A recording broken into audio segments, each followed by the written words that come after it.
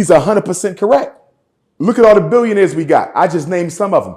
Can you name a single institution, relevant institution? Not a barbershop, not a restaurant. Nothing against barbershops and restaurants. We need them. But nobody's not going to die if they don't eat at a restaurant or get their hair cut. You understand? The critical institutions are the banks, the supermarkets, the hospitals, the schools, the manufacturing and the distribution. Every people needs those. Like Garvey said, when you go to the European race, they finance each other. You go to the Mexicans, they finance each other. You go to the Arabs and the Chinese, they finance each other. They're rich people finance the people on the bottom.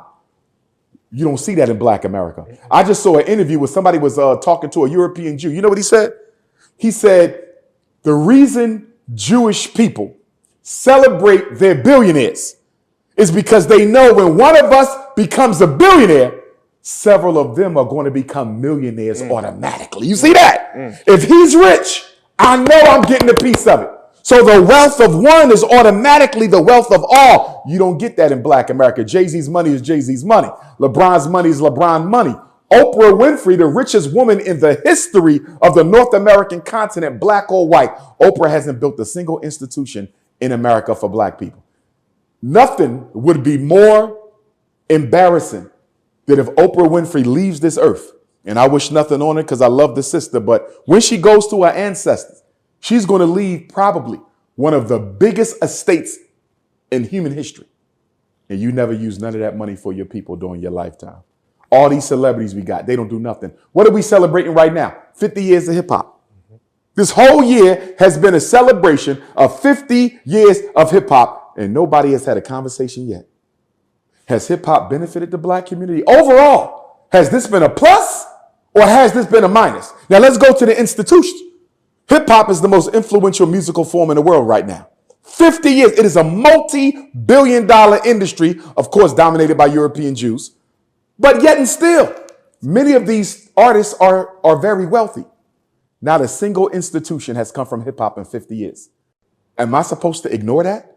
Am I supposed to act like these young brothers out here who pushing death and destruction, sexual exploitation and miscegenation of Black women, these young brothers who out here pushing drug selling, going to jail, and everything possibly illegal to children, I'm supposed to believe that this was a blessing to the Black community when you brainwashing our kids, and on top of the brainwash, on top of the toxic content, you didn't even come back to the community and do anything good for it except give out some damn turkeys and sneakers. Are you kidding me? With the type of money that hip hop has generated around the world, there should be at least 25 Black Wall Streets in America right now. Chicago should have a Black Wall Street. LA should have a Black Wall Street. Atlanta should have a Black Wall Street. Memphis should have a Black Wall Street.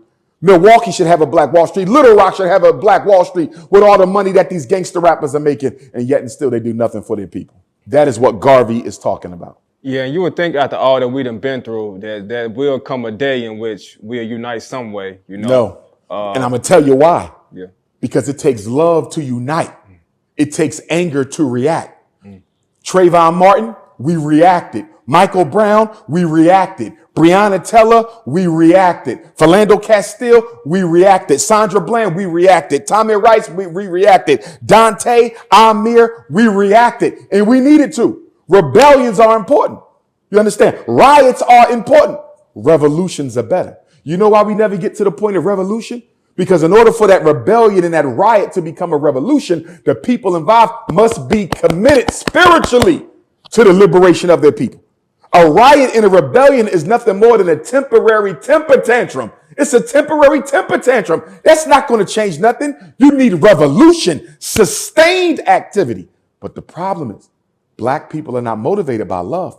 We're motivated by anger. And that's why you only see us get political when white people piss us off. If white people ain't pissing us off, we could care less what white people do to us. But when you piss us off, like taking the life of one of our loved ones, which should piss us off. The point that I'm making, before they killed your loved one, we should have already been police in our own community so nobody has to call 911 in the first place. You see how that goes? See, love, when you love your people, you build and do for them before there's a crisis. You see how that goes? When you taking care of your child, you educate them because you know they're going to need it later. You feed them because you know if you don't, they will get sick later. You're going to teach them who they are because if you don't, they're going to be brainwashed later. Because you love that child, what do? You solve problems before they even show up.